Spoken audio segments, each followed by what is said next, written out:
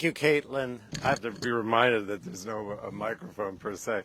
Thank you, Caitlin. And let me thank all of the Planned Parenthood affiliates that are involved here. We're at the Perth Amboy Health Center, which is in my district. But I do want to emphasize that what we're talking about today doesn't just relate to my congressional district, but to the state of New Jersey and to the nation as a whole. Right now, we estimate that something like 1.1 million people with Medicaid, and I want to stress Medicaid, come to Planned Parenthood every year for care. Now, I'm going to kind of talk about this in terms of reproductive care, but I also want to talk about it in terms of health care in general, because you have to understand that with these Medicaid cuts, which is what we're talking about, people that come here to the health center, many people are on Medicaid, right? But they have never been able to use Medicaid for abortions. I want to stress that. But what this big, beautiful bill does now is to say that you can't use Medicaid for your basic health care, for anything, right? So it used to be, and it still is today, because it hasn't gone into effect as an injunction against these provisions in the big, beautiful bill, that many people came here, not just women, but even men. I asked about men, and I was told about 10 to 15% of the people that come are actually men, right? They come here for basic health care. And that's true around the country. People come to Planned Parenthood clinics for basic health care. They'll come here to get, a physical examination. They'll come here for things related that are part of reproductive care, like birth control, cancer screenings, screenings for venereal disease, for example.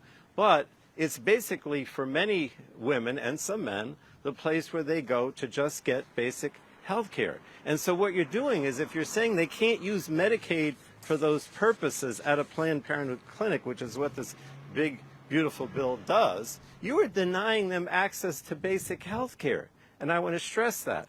But it's also a backdoor way, because Caitlin mentioned it, I believe, it's also a backdoor way of preventing people from getting an abortion, which is their right, under New Jersey law, that they can come and have an abortion if they want to. It can't be paid for out of Medicaid.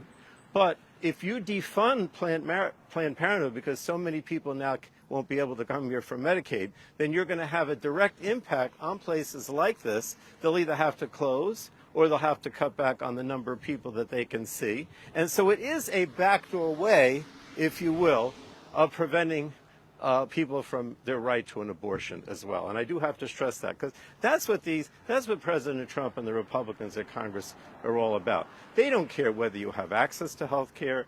They do not want you to have an abortion, even though it's your right, under the law in our state and so many other states as well.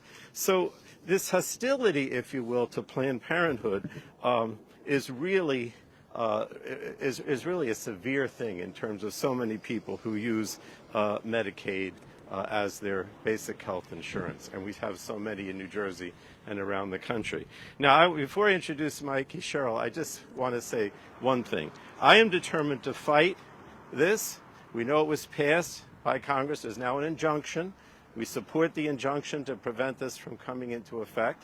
That Medicaid can't be used at Planned Parenthood clinics. And we're going to continue this battle. And so that's why I'm so glad that the president, the national president of Planned Parenthood, is here today with us. I'm really honored that she's here.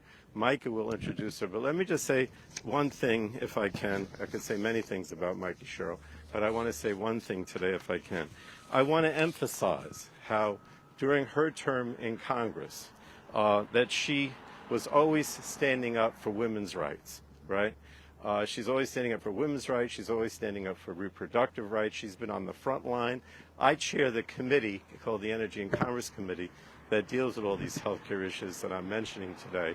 But she's always been there with me fighting against these cuts to Planned Parenthood, in this case an outright prohibition in Medicaid. And the Republicans have been doing this a long time. This is only the latest manifestation. And Mikey Sherrill has always been there fighting for women's rights and reproductive rights every day. So with that, I'll introduce Congressman Mikey Sherrill.